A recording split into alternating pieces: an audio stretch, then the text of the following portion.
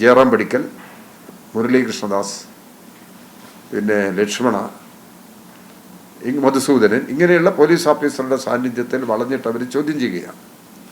അവർ കസേലയിലിരുന്ന് നമ്മളെ തറയിലിരുത്തി ചോദ്യം ചെയ്യുകയാണ്. അവർക്ക് ഞങ്ങളന്ന് പേരാമ്പ്ര എസ്റ്റേറ്റിനകത്ത് പ്ലാന്റേഷൻ കോർപ്പറേഷൻ്റെ ഒരു തോട്ടമാണ്, ഗവൺമെൻറ് തോട്ടമാണ് പേരാമ്പ്ര എസ്റ്റേറ്റ്. ഞാനവിടെ യൂണിയൻ്റെ CIT യൂണിയൻ്റെ ജനറൽ സെക്രട്ടറിയായിട്ട് വർക്ക് ചെയ്യാണ്. അപ്പോൾ ഈ കമ്മിറ്റിയൊക്കെ കഴിഞ്ഞാൽ സാധാരണ പോലെ ജനറൽ ബോഡി നടത്താനും മീറ്റിംഗ് നടത്താനൊന്നും അവസരമില്ല. അപ്പോൾ ഞങ്ങൾ സാധാരണ നിലയിൽ ലേബർ ലൈൻസിൽ ഒരു 5-10 തൊഴിലാളികളെല്ലാം ചേർന്ന് യോഗം നടത്താറുണ്ട്. എന്നിട്ട് യൂണിയൻ തീരുമാനങ്ങൾ അറിയിക്കും. ഇതെല്ലാം നക്സലേറ്റ് യോഗമായിട്ട് അവർ റെക്കോർഡ് ചെയ്തിരിക്കുക. അവർ റെഫർ ചെയ്യുന്ന ഫയലിൽ ഞങ്ങളെല്ലാം നക്സലേറ്റാണ്, നക്സലേറ്റ് ഗ്രൂപ്പ് യോഗങ്ങളാണ് ചേരുന്നത്. അങ്ങനെ ചോദ്യം ചെയ്തുകൊണ്ടിരിക്കുന്ന സമയത്ത് ജയറാം പടിക്കൽ എന്ന് പറഞ്ഞാൽ അന്ന് ഈ ലണ്ടനിലെ സ്കോട്ട്ലൻഡ് യാർഡിൽ ഈ കുറ്റാന്വേഷണത്തിന് വലിയ വിദഗ്ധമായ പരിശീലനം എന്ന് പറഞ്ഞാൽ മർദ്ദനത്തിൻ്റെ വിവിധ രീതികളാണ്. അന്നാണ് ഗരുഡൻ തൂക്കം, പിന്നെ ഈ ഐസിൽ കിടത്തിയിട്ടുള്ളൊരു പ്രയോഗമുണ്ട്, കൈയിൻ്റെയും കാലിൻ നഖത്തിൻ്റെ ഉള്ളിൽ ഈ ഇരുമ്പ് സൂചി അടിച്ചു കയറ്റുന്ന ഒരു പ്രയോഗമുണ്ട്, മീശ പറിച്ചെടുക്കുന്ന പ്രയോഗമുണ്ട്, പിന്നെ ഉരുട്ടൽ, പിന്നെ ശരീരം ഇങ്ങനെ തൂക്കും, ഒരു കൊളുത്തിൽ തൂക്കിയിടും, പിന്നെ കാലിൻ്റെ അടിയിലടിക്കും. ഇങ്ങനെയുള്ള എല്ലാ മർദ്ദനമുറകളും ഈ പരിശീലനത്തിൻ്റെ ഭാഗമായി അവിടെ നമ്മളെ സഖാക്കൾക്കെതിരായി പ്രയോഗിച്ചിട്ടുണ്ട്. കൂട്ടത്തിൽ ചില ഒറ്റപ്പെട്ട നക്സലേറ്റുകാരും ഉണ്ടാകും. പക്ഷേ കൂടുതൽ CPM പ്രവർത്തകരാണ് ഈ ആക്രമണത്തിന് വിധേയമായത്. അന്ന് അവരുടെ ലക്ഷ്യം ഇങ്ങനെ ആക്രമണം നടത്തിക്കഴിഞ്ഞാൽ CPMനെ തകർക്കാൻ കഴിയും, നശിപ്പിക്കാൻ കഴിയും. കക്കയം ക്യാമ്പിനകത്ത് നമ്മളെ പാർട്ടി സഖാക്കളെ പിടിച്ചു കൊണ്ടുവരുന്നതിന് കോൺഗ്രസിൻ്റെ നേതാക്കന്മാരിൽ നിന്ന് വളണ്ടിയർമാരെ അയക്കാം, പോലീസിനോടൊപ്പം കാണിച്ചു കൊടുക്കാൻ. അങ്ങനെയാണ് പലരെയും കസ്റ്റഡിയിൽ എടുത്ത് കൊണ്ടുവരുന്നത്. ഇത് ഞങ്ങൾ അവിടെ കിടന്നിട്ട് ഞങ്ങൾ കാണുകയാണ്, എൻ്റെ കൺമുമ്പിൽ കാണുകയാണ് ഞാൻ. ഈ കോൺഗ്രസിൻ്റെ നേതാക്കന്മാരും പ്രവർത്തകന്മാരും ഈ പോലീസിനോടൊപ്പം വളണ്ടിയർമാരെ അയച്ചുകൊണ്ട് ഈ മർദ്ദിക്കുന്ന പോലീസുകാർക്ക് അവർ ഈ പ്രയോഗമൊക്കെ നടത്തി ക്ഷീണിക്കുമ്പോൾ അവർക്ക് കുടിക്കാൻ ഇഷ്ടം പോലെ ഇളനീരും അവിടെ വെട്ടിയിടുക. അതൊക്കെ കോൺഗ്രസ്സുകാരാണ് കൊണ്ടുവരുന്നത്. അങ്ങനെ എന്നെ ഇവരെല്ലാം ഉദ്യോഗസ്ഥന്മാരെല്ലാം ഇരുന്ന് ചോദിച്ചപ്പോൾ താൻ മാർക്സിസ്റ്റ് CPIM ആണ് എന്താണ് തെളിവ് എന്നെന്നോട് ചോദിച്ചു. ഞാൻ പറഞ്ഞു എനിക്കതിന് തെളിവ് ഹാജരാക്കാൻ, പാർട്ടിയിലാണ് എന്നുള്ളതിന് എന്ത് തെളിവ് ഹാജരാക്കാൻ? ഞാൻ പറഞ്ഞു CPMൻ്റെ ജില്ലാ സെക്രട്ടറി കീഴ്ഘട്ടനാണ്, അദ്ദേഹത്തിനോട് ചോദിച്ചു കഴിഞ്ഞാൽ തെളിവ് കിട്ടും. അതവർക്ക് പിടിച്ചില്ല. ശരി, ഇവൻ സത്യം പറയില്ല, ഇവനെ ഉരുട്ടിക്കളയാം എന്ന് പറഞ്ഞ് എന്നെ അപ്പോഴേക്ക് തൂക്കിയെടുത്ത് എന്നെ എറിഞ്ഞിട്ടുണ്ട്. അപ്പം ഞാൻ ഇന്നത്തെ ശരീരം പോലും എനിക്കന്നില്ല, ഞാൻ വളരെ മെലിഞ്ഞിട്ടാണ്. അപ്പം എന്നെ തൂക്കി അപ്പം തറയിൽ നിർത്തുന്നില്ല അവർ. അപ്പം വളഞ്ഞിട്ട് ഇവർ കയ്യും കാലും ഉപയോഗിച്ചിട്ട് തല്ലാണ്, ഇടിക്കലാണ്.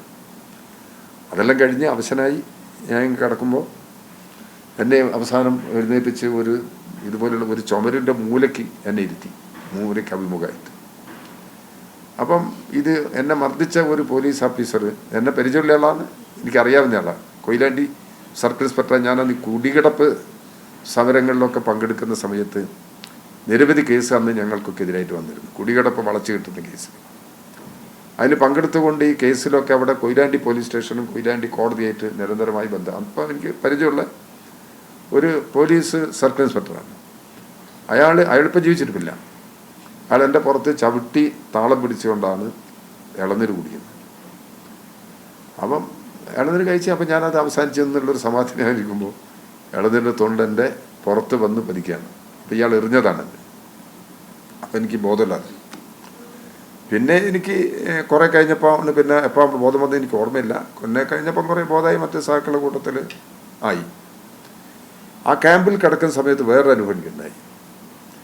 അവിടെ ഈ തടവിലാക്കപ്പെട്ട ഈ പിടിച്ചുകൊണ്ടുവന്ന കൂട്ടത്തിൽ അബ്രഹാം ബെൻഹർ എന്ന ഒരു ആളുണ്ട്, വയനാട് ബത്തേരി മേപ്പാടിയാണ് അദ്ദേഹത്തിൻ്റെ വീട്.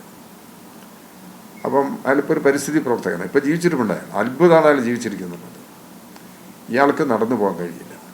ഞാൻ അയാളെ മനസ്സിലാക്കിയത് ഈ അവിടെ പിടിച്ചുകൊണ്ടിടുന്ന ആളുകളൊക്കെ അവർ സ്റ്റേറ്റ്മെൻറ്റ് എടുക്കുന്നുണ്ട്, അവരുടെ പേര്, അഡ്രസ്സ്, തൊഴിൽ, വിദ്യാഭ്യാസമൊക്കെ എടുക്കുന്നുണ്ട്. അപ്പോൾ അബ്രഹാം ബെൻഹർ, ഞാൻ പേര് കേട്ടിട്ടുണ്ട്, ഇയാൾ ISO ചെയർമാനാണെന്നുള്ളത് എനിക്കറിയാം. ദേവഗിരി കോളേജിലാണ് അദ്ദേഹം പഠിച്ചത്. അപ്പോൾ ഇദ്ദേഹം അന്ന് കാലിക്കറ്റ് യൂണിവേഴ്സിറ്റിയിൽ കാപ്പിയിൽ റിസർച്ച് നടത്തുകയാണ്. PhD ചെയ്യുക, അല്ല PhD ചെയ്യാണ് ഇദ്ദേഹം. അപ്പം അബ്രഹാം ബൻഹർ PhD ഡോക്ടറേറ്റിന് പഠിക്കുന്നു, റിസർച്ചാണ്, കാപ്പിയിൽ റിസർച്ചാണ് എന്ന് പറഞ്ഞപ്പോൾ ഇത് റെക്കോർഡ് ചെയ്യുന്ന പോലീസുകാർ തന്നെ ധരിച്ചുപോയി, ഇങ്ങനെ ഒരാളെയാണല്ലോ പിടിച്ചു കൊണ്ടിട്ട് ഈ ഭേദ്യം ചെയ്തതെന്നുള്ള ആയിരിക്കാം ചിലപ്പോൾ. അപ്പം അദ്ദേഹത്തിന് നടന്നു പോകാൻ പറ്റില്ല. എനിക്ക് നടന്നു പോകാം, എന്നെ ഉരുട്ടിയിട്ടില്ല, അതുകൊണ്ട് എനിക്ക് നടന്നു പോകാം. ഉരുട്ടിയാൽ നടന്നു പോകാൻ കഴിയില്ല. ഇദ്ദേഹത്തെ ഉരുട്ടി അനങ്ങാൻ കഴിയാത്ത പരുവത്തിലായിരിക്കാണ്. ഇയാൾ ഇട്ട ഒരു ബനിയനും ഒരു ഷഡ്ഡി മാത്രമാണ് ഇയാളുടെ വേഷം. എനിക്ക് ബനിയനില്ല, എൻ്റെ ബനിയനൊക്കെ കഴിപ്പിച്ച് കളഞ്ഞിരിക്കുന്നത്. എനിക്കൊരു നിക്കർ മാത്രമാണ്, ഞാനന്ന് നിക്കറാണ് ഉപയോഗിക്കുന്നത്, നിക്കറാണ് എൻ്റെ വേഷം. അപ്പം വേറൊന്നുമില്ല. അപ്പം അയാളെ ബനിയൻ അയച്ചിട്ട് എന്നോട് പറഞ്ഞു, ഇതൊന്ന് നനച്ചു തരും, എനിക്കൊരു വെള്ളം കുടിക്കാനാണ്. അപ്പം എനിക്ക് ഭയങ്കര പ്രയാസം തോന്നി. വെള്ളം കുടിക്കാൻ ഇങ്ങനെ ആർത്തിയോടുകൂടി നിൽക്കുകയാണ് ഞാൻ. എന്നിട്ട് അദ്ദേഹത്തിന് അവിടെ ഒരു ജഗ്ഗിൽ വെള്ളം കൊടുത്തു. അപ്പം അയാൾക്ക് ആശ്വാസമായത്, വെള്ളം കുടിക്കാൻ കഴിഞ്ഞു. അപ്പം ഞാൻ അദ്ദേഹത്തിന് വെള്ളം കൊടുത്തത് കൊണ്ട് അതിൻ്റെ പേരിലും പോലീസ് എന്നെ മാറ്റുക, അതെനിക്കൊരു പ്രശ്നമായി തോന്നിയില്ല. പിന്നെ അവിടെ നിന്നുള്ള ഒരു തല്ലിനും യഥാർത്ഥത്തിൽ ശരീരത്തിൽ എത്ര അടി കൊണ്ടാലും മർദ്ദനേറ്റ് കഴിഞ്ഞാലും മരവിച്ചു പോയി, പിന്നെ ഒരു വേദനയില്ല എന്നുള്ള ഒരു അവസ്ഥയിലാണ് പിന്നെ വന്നിട്ടുള്ളത്.